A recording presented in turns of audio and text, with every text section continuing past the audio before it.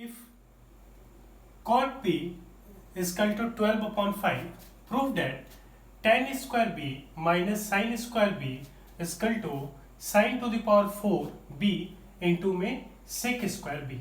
यानी आपको प्रूफ करना है, अगर गिवन है कि cot B की वैल्यू 12 upon 5 है, तो आप क्या करो, प्रूफ करो कि tan square B minus sine square B की जो वैल्यू होगी वो sin to the power 4 into sec square B की वैल्यू के इक्वल होगी।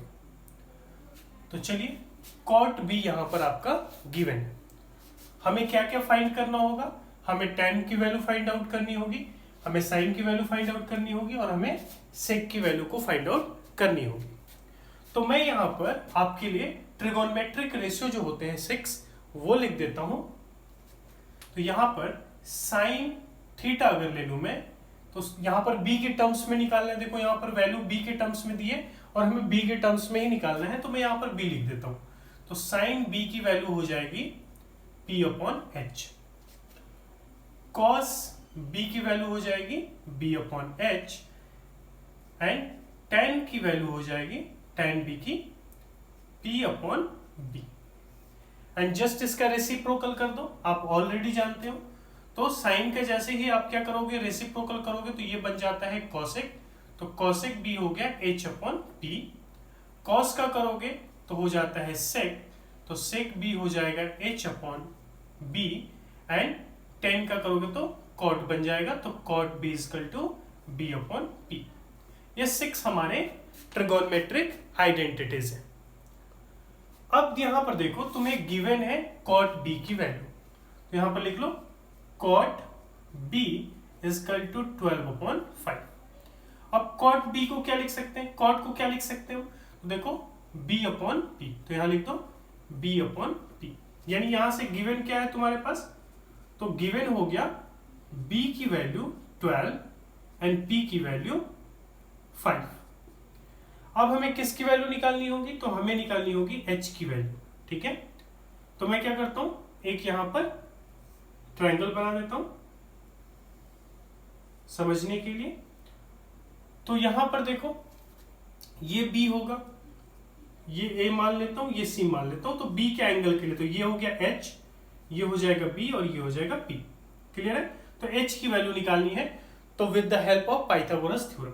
तो पाइथागोरस थ्योरम ऑलरेडी तुम जानते हो क्या होते हैं, h square is equal to p square plus b square. तो p की वैल्यू कितनी है 5, तो 5 का स्क्वायर हो जाएगा, प्लस में b, तो b की वैल्यू कितनी है 12, तो 12 का स्क्वायर।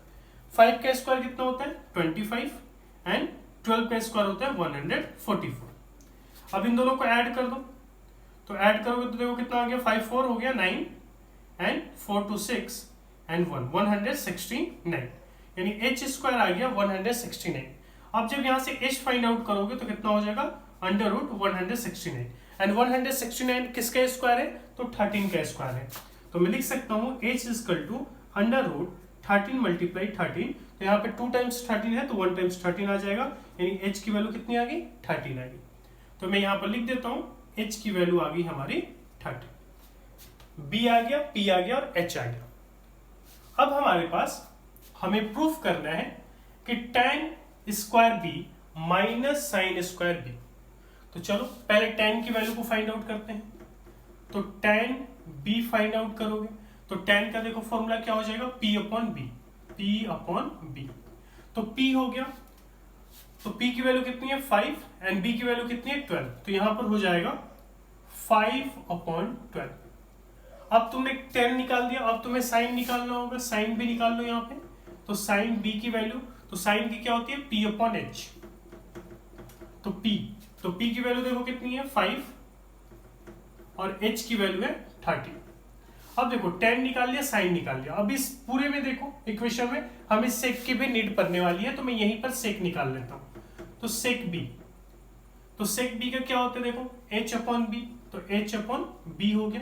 h की वैल्यू कितनी है 13 एंड b की वैल्यू कितनी है 12। हमने जो जो हमें इक्वेशंस में यूज करना है सबके ही वैल्यू को हमने फाइंड आउट कर लिया। अब मैं यहां से क्या करूंगा, ये हो गया तुम्हारा लेफ्ट हैंड साइड और ये हो गया राइट हैंड साइड। क्लियर है, अगर मैं इस तरीके से हूं तो ये राइट हैंड हो जाएगा और ये लेफ्ट हैंड हो जाएगा। क्लियर है? तो चलो LHS लेकर के चलता हूं लेफ्ट हैंड साइड। तो लेफ्ट हैंड साइड लेकर के चलोगे तो कितना दिया हुआ है, tan स्क्वायर b माइनस में sin स्क्वायर b। तो tan स्क्वायर b, tan की वैल्यू कितनी है, ये 5/12 का हो जाएगा स्क्वायर। माइनस का साइन है, माइनस लगा दो, sin स्क्वायर b, sin की वैल्यू कितनी है 5/13 का स्क्वायर। तो 5 का स्क्वायर हो जाएगा 25 एंड 12 का स्क्वायर 144 माइनस 5 का स्क्वायर 25 एंड 13 का स्क्वायर 169। क्लियर है? अगर मैं यहां से 25 कॉमन ले लूं तो क्या बच जाएगा 1/144 एंड माइनस में 1/169। क्लियर है? अब यहां पर मैं क्या कर सकता हूं, मैं इनका एलसीएम निकाल सकता हूं। तो ये कटेंगे नहीं तो मैं लिख सकता हूं 25 इंटू में एलसीएम इनका हो जाएगा 144 मल्टीप्लाई 169। अब देखो 144 एंड 169 ने डिवाइड करोगे 144 में कट जाएगा, क्या बचेगा 169, माइनस का साइन है। यहां जब डिवाइड करोगे तो 169 ये कट जाएगा, 144 में 1 से मल्टीप्लाई करोगे 144 आएगा। तो यहां पर हो गया 25, यहां पर माइनस कर लो 169 एंड 44, तो ये आ जाएगा 9 माइनस 4 यानी कि 5 एंड ये हो गया 6 माइनस 4 यानी कि 2, 25 अपॉन में ये आ जाएगा 144 मल्टीप्लाई 169, इतना आ जाएगा। ठीक है, मैं इसको एक स्टेप और कर देता हूं।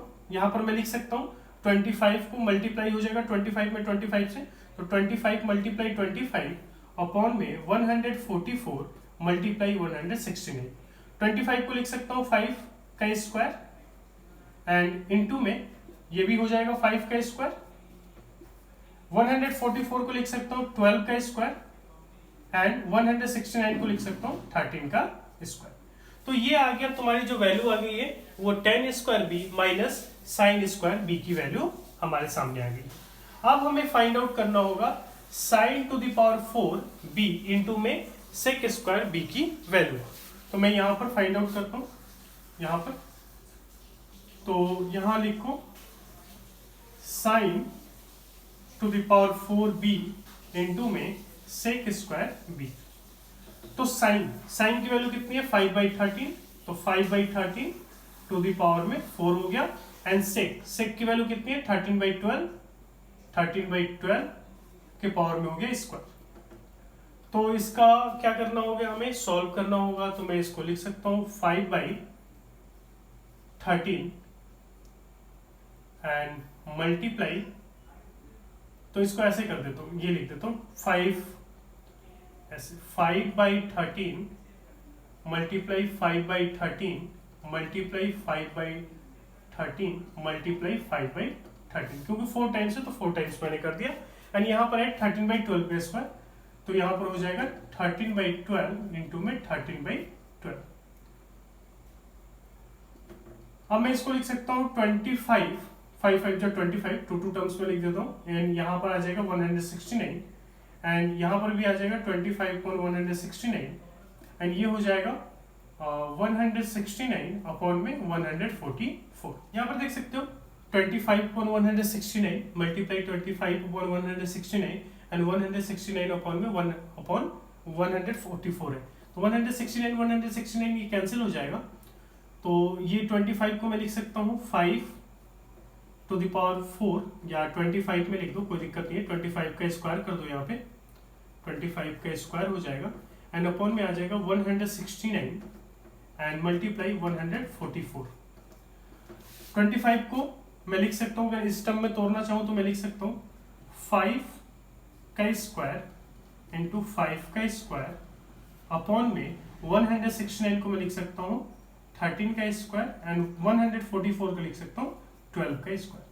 तो ये देखो, इस इक्वेशन को देखो, ये जो निकल करके आया है और इसको देखो, दोनों ही सेम है, यानी कि LHS इक्वल टू RHS। यहाँ पर भी देखो 5 का पावर अगर करेंगे तो 4 हो जाएगा। यहाँ पर अगर इसको एक स्टेप और कर दो तो 5 टू द पावर 4 हो गया एंड अपॉन में 12 का स्क्वायर और इंटू में 13 का स्क्वायर हो जाएगा एंड सेम ये भी हो जाएगा 5 to the power 4 एंड यहाँ पर 12 का स्क्वायर लिख दो, या इसमें मल्टीप्लाई करो या इसमें कोई प्रॉब्लम नहीं है, एंड इनटू में 13 का स्क्वायर। तो दोनों ही देख सकते हो, दोनों ही सेम है, तो लिख सकते हो LHS equal to RHS proved.